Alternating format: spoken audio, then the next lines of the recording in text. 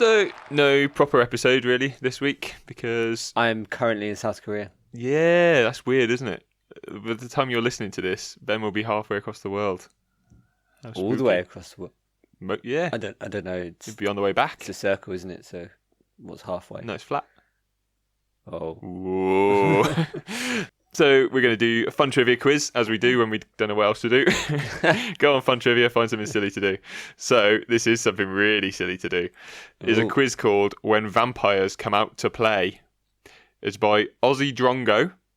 Oh, great name. Great name, so you know it's going to be good. Droth. Struth, mate. Crikey, fuck. So this is a quiz. So the blurb says, vampires are appearing everywhere lately, and it's possible they're even on the sporting field without you knowing. Ooh. This quiz is in two parts. Plausible... What? Emery. Emery. He does look like a vampire. And Santi Cazorla. Yeah. They're basically the same person. So this quiz is in two parts. Plausible and possible instances of vampires in sport, and tips on protecting yourself from the vampire opponents. Okay. Luis Suarez, I'm assuming at this point. So I'm not sure how this quiz is going to go, but let's go for it. Question 1. Perhaps the most famous vampire in history, Vlad III, also known as Dracula, was a 15th century prince of Wallachia, a region in modern-day Romania. Which of the following former gymnasts is most likely to also be a vampire, given that she is Romanian by birth and therefore might be a direct descendant of Prince Vlad, Or might not be. or probably isn't? It's a bit of a leap. A big old lead in. She's Romanian is the question. Which of these Romanians could be? Wait, no. Which of these is Romanian is the question. So is it Nadia Comaneci, Larissa Latinina, Mary Lou Retton, or Vera Kozlavska? I'm going to say Mary Lou Retton. That does not sound like a Romanian name, so we'll take that out. Or vampire. Or vampire, no. She'd have bigger teeth, wouldn't she? She'd have, yeah. Larissa Latinina. I don't think that sounds very Romanian either. Nadia Comaneci sounds kind of Romanian, and Vera Kozlavska, possibly. I would guess Comaneci, I think. Yeah. I think Kozlavska sounds more Russian. And they have a lot of like Eshkus and stuff, don't they? Yeah. And Comaneci sounds good. So we're going to go for that. Nadia Comaneci. She's Romanian by birth. I wonder where she must have competed for someone else, then I guess. Romanian by birth. Yeah. Okay. Question 2. Prince Vlad III was also known by the name Vlad the Impaler, owing to his penchant for impaling his victims on spears and then sitting amongst them while taking his meals. Friends! Impaled friends. Yeah. Of the following athletics field events, which one would Vlad have enjoyed the most simply because it would have supplied him with an implement suitable for impaling people on? Is it javelin, discus, hammer throw, shot put? Not cycling. Get on his bike. Not like that. Oh, impale himself. It's clearly javelin. Yeah. That is a rubbish question. Question 3. Vampires have the ability to turn themselves into bats, so it's highly plausible that they could be lurking inside an athlete's sports bag in the guise of said bat. How is that at all plausible? I think that's good because, like, the law's obviously gotten mixed up. How? Not like flappy bats, like cricket bats. You see? Clever. Do you see? A person competing in which of these sports is least likely to encounter a bat in their sports bag, as one is not required in that particular sport? Is it cricket, croquet, baseball, or pesapalo? Ooh, we spoke about that, didn't we? I think so. I have no idea what it is. Can't remember. Is that one of the Finnish ones? Is that wife carrying? No, that was the Finnish baseball, wasn't it? Was it? That would make sense. Yeah. Because obviously cricket and baseball, you need a bat. Croquet, you need a mallet. But I don't know if Americans maybe called it a bat. But if Pesapalo is the Finnish baseball one, then let's go croquet. Very good. WWE. Coming to our rescue. I like it. Question 4. For the most part, vampires don't like the sunlight, as it can burn them to death in a matter of seconds. Having said that, a vampire would be able to compete in 3 of the following sporting events, as a certain part of them would take place at night. But which one is contested in total daylight and therefore unsuitable for vampires? Is it the Open Championship of golf, Sydney to Hobart sailing, a day-nighter in cricket, or the 24-hour Le Mans race? So they haven't put much effort into the answers, is what I'm getting from that. It's a great question. I'm a big fan of the question, but it's obvious the golf, surely. Yeah. Like the Open, they don't play golf in the dark. The only one I didn't know for sure is Sydney to Hobart sailing. But I guess you sail overnight, right? Yeah. Well, you can. Yeah, like you can be in a boat at night time. Yeah. So you can't play golf at night time because you wouldn't be able to see. Question 5.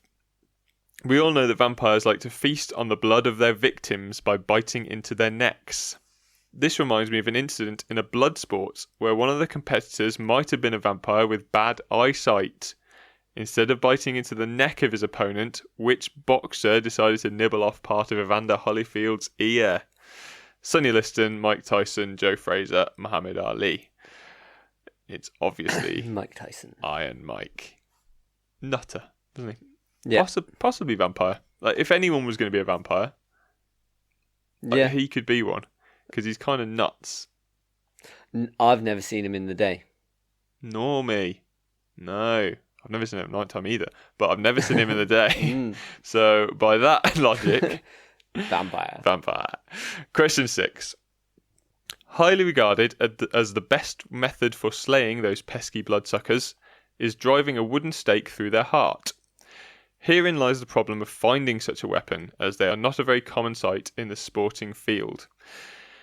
But there is an equestrian sport that has its competitors use a lance or spear to stab at and pick up targets, most commonly wooden stakes, embedded in the turf while on horseback. Do you know what this sport is called? So the stakes are on horseback, embedded in the ground, the turf whilst on horseback. Yeah, that's how else would you get him into the ground? Is it dressage, tent pegging, barrel racing, or polo? It's not dressage or polo. No, they're both horsey things, but they're not that. Barrel racing or tent pegging. Now, it would make sense for it to be tent pegging. Yeah. Because that's what a tent peg is, a stake in the ground, right? Yeah. But what is barrel racing? Horse on a barrel. Put a horse in a barrel, push it off Everest, and see who wins. I think we go tent pegging, right? I think so, yeah. But it sounds awesome. Yeah, I think that might be one for WWE. Yeah, I want to know more about it. See, they're not always a waste of time, these stupid quizzes, are they? Question 7. Not a waste of our time. Everyone else, we don't care. Question 7. A silver bullet is believed capable of stopping a werewolf dead in its tracks, and silver can also have an effect on vampires. What effect? No one knows. But Turns them blue. Random. It's an effect. I'd like that to happen. That'd be great. Although it won't kill the vampire outright, exposing it to a piece of silver will weaken it and leave it in a vulnerable state. And a bit sad. Ready for you to attack. And blue, yeah. Which position should you place in order to ensure getting yourself a big hunk of silver in any Olympic competition? First, second, third, fourth. Obviously, second. Good questions. This is the problem. Some of the questions, the premise to the questions are good, and then the answers are really rubbish. Yeah. Yeah. We could have done a bit more work trying to find the answers. Fucking Drongo. Yeah, bloody Aussie. Question 8. Decapitation is another method guaranteed to bring about the demise of a vampire. So meeting one in a fencing bout might provide you with that opportunity. I don't think it would. Because fencing swords aren't very sharp on the edges, are they? No. They're not for, like... slashing. Yeah, they're for poking. You'd have to poke him a lot of times in the neck. Yeah. He's going to have to be real docile. You have to have given him a lot of silver to get him to do that. There are a number of different swords that can be used in fencing, and some of them aren't suitable for lopping off your opponent's head, as you can only hit your opponent with the blade tip. According to the laws of the FIE, the fencing governing body. Which of these swords allow for the fencer to score points by striking their opponent with the edge of the blade as well as the tip? Ooh. Now then, I did not know that was a thing. I thought all fencing was pokey. I knew there was some with edges. I knew there was different swords. You knew that some fences had an edge. Yeah. An edge to them. A bit edgy. Yeah. But Like that Korean one who sat down. She was edgy, wasn't she? But I didn't think. I didn't know that it was like a So point way scoring. to point score, yeah. So which of these do allow for the edge to be used? Is it an epee or an epi? E-P-E-E? Like an EpiPen. Yeah, I guess so. Insulin jab. Insulin jab. Insulin slash. It's not worked. Is it a rolled up newspaper, which is stupid? Is it a foil or a sabre? Now, I think a foil is what they normally use, isn't it? Yeah. That's the pokey one. Yeah. Rolled up newspaper is stupid. So it's either an epi or a sabre. Now, a sabre Sounds more slashy. is a type of sword, isn't it? Yeah. It's a type of slashing sword, I think. But I don't know what an epi is, so Don't I know what can't an be epi is. sure. I thought an epi was like a move. Sounds like a move. Maybe it is. Maybe it's an epee. Maybe he's like not put the accent over the yeah. E. Oh, yeah, I think sabre. Yeah. I think we go with sabre. Yeah, because you wouldn't poke with a sabre, would you? No. Like a lightsaber. Poke with it. You can't poke with it. Loads of holes in it. Question 9. If you don't have the stomach for fighting a vampire and running away is more your style, which it is, a great big bag of salt might be your best friend. Like a slug. Yep. Vampires are actually slugs. Notoriously similar to Notoriously sluggy, aren't they? slugs. Well, I'm feeling very sluggish today. Salt! Salt him! Get him! I'm not a vampire, leave me alone. I'm just tired. There exists a theory that vampires cannot cross over a line of salt on the ground. They are somehow compelled to stop and count every single grain before moving on. I've never heard that before. No, that's really weird. That's this. Like- It's again learning things, though, aren't we? Possibly. Learning things about If this is real. Yeah. Competitors in which type of wrestling have a steady supply of salt at their disposal to scatter on scatter around the ring as part of the traditional pre-match ritual, And then count. and then count if they are vampires? Is it jelly wrestling? Is it Greco-Roman wrestling, sumo wrestling, or freestyle wrestling? Freestyle. If it's freestyle, then why would you have to limit it to salt? Could be anything, any They could- grain thing. Yeah, so anything they want. Yes, grains of rice. Yeah. Yeah, grains of sugar. No, not grains of sugar, Granules. but granules. Yeah. Yeah. Sprinkle sugar. Or you could use icing sugar. Try counting that, bloody vampire. One, it's all the same. It's more like a Gotcha. liquid. I can't ever move again.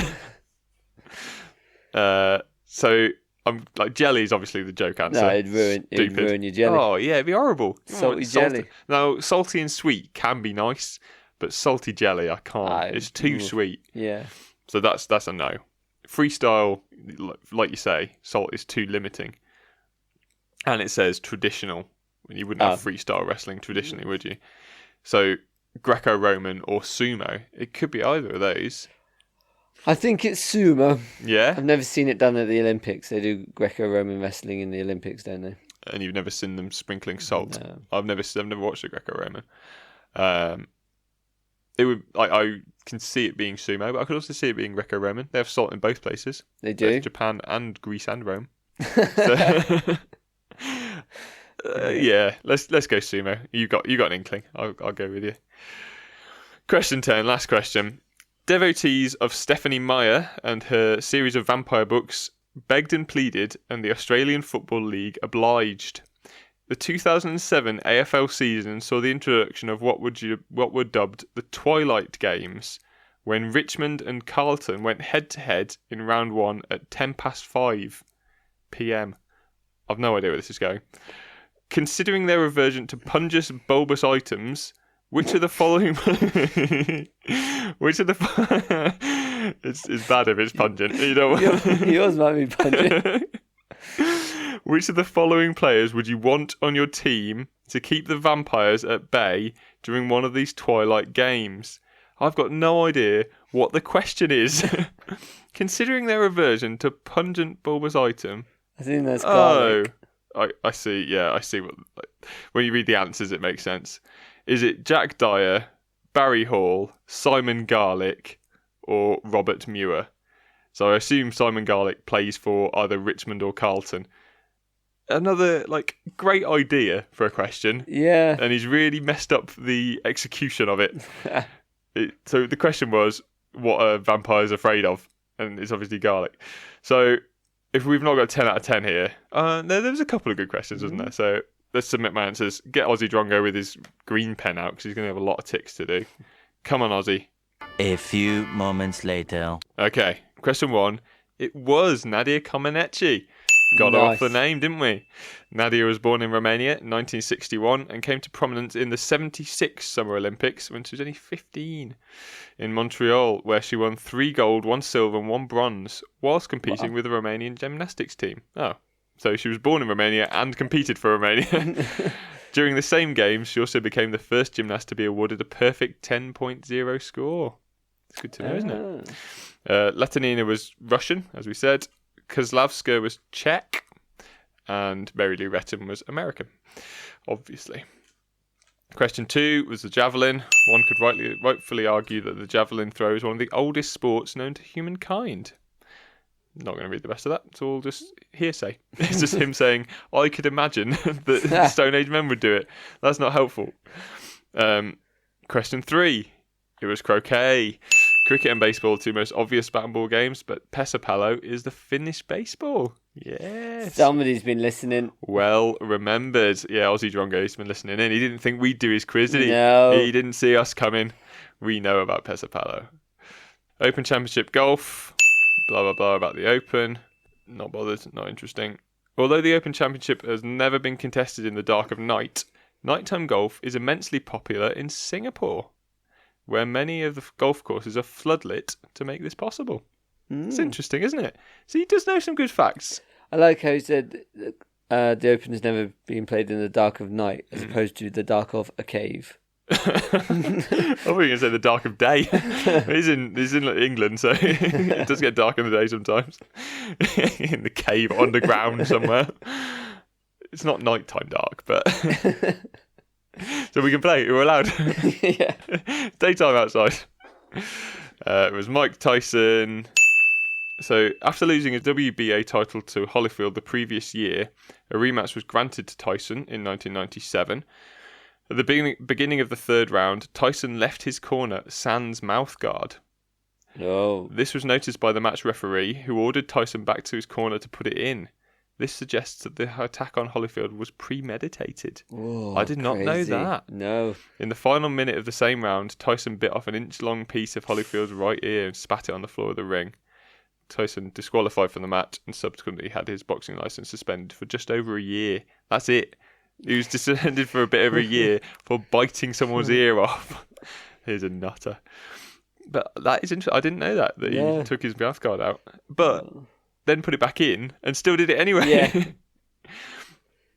Question 6 was tent pegging. That is right. Nice. Sport of tent pegging is believed to have originated in India, where mounted soldiers galloped through the British military camps and using either spears or lances would spike the wooden tent pegs to remove them from the ground. When the tents had collapsed on the sleeping British soldiers, another wave of mounted Indians would swoop on the tents and attack the confused enemy. Tent pegging became a standard military training drill for mounted divisions and up until the end of World War II. That is interesting. He's got some real good facts here. Yeah. Oh, Ozzy Drongo. He just doesn't know how to write a question. Between us would be great. As a discipline, tent pegging is recognised by the International Federation for Equestrian Sports, one of only 10 equine sports to receive this honour. Oh, it might be worth looking into. Yeah. I like the sound of it. Bit of tent pegging. Yeah.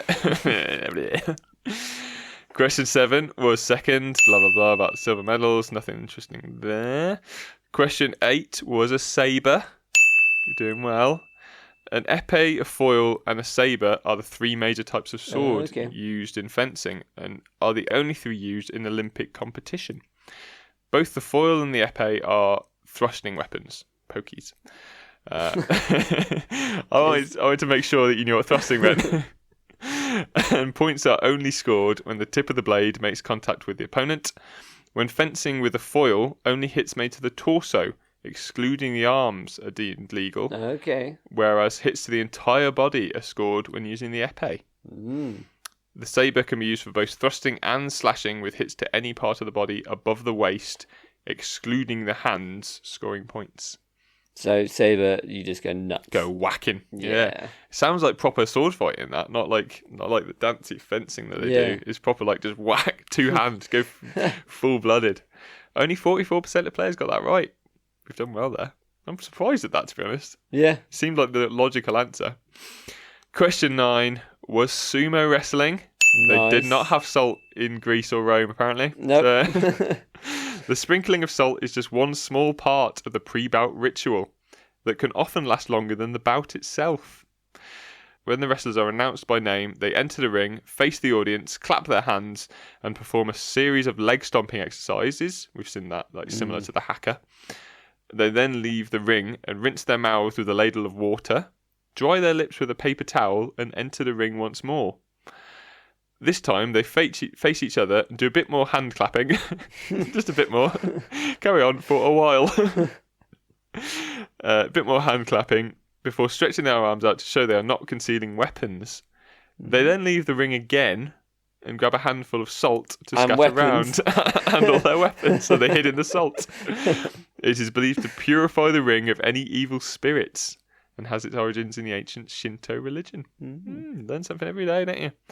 And question 10, Simon Garlick. We're obviously right. Yeah. There's no doubt that the fearsome trio of Captain Blood, Jack Dyer, Robbie Mad Dog Muir, and Big Bad Bustling Barry Hall. Bustling is a great word. Bustles around, He's isn't a he? bustler. He's like a warehouseman. He's just like chunky. Would be more than capable of handling themselves well against any physical threat. But no coach in his right mind would leave behind a player named Garlic if vampires were likely to be present in the game. Although spelt differently to the common variety of garlic, it's spelled with a K on the end. This wasn't enough to stop Simon earning the unenviable nickname of Stinky. Stinky Simon. During his 44 games with the Sydney Swans between 94 and 97. That because he was rubbish. Yeah. You stink. Stinky! Get off the team, Stinky! Stinky! To be fair, although it's not the best nickname, it's not the worst, is it? No. Because at least you can say it's my name. It's my second name that made the problem, not the fact that I got Stinky Bum. So, we got 10 out of 10. Yes. Smashed it. We know everything about vampires. Woo! It does say that this quiz has been written for the New Twist Challenge, an idea conceived by Glenn at the Cat. So, oh no, Glenda the Cat, sorry. So, cheers, Glenda. A dare was put forward by Kyle is Alive for someone to write a quiz about vampires in sport. I accepted, and you just finished playing the result. I will admit that writing this quiz was a pain in the neck at first, but I soon got my teeth into it. Thanks for playing. Cheers, Aussie Drongo, you little shit. Gow. Get out of it. You make the jokes. Yeah, you don't make the jokes, we made the jokes. Have a great week.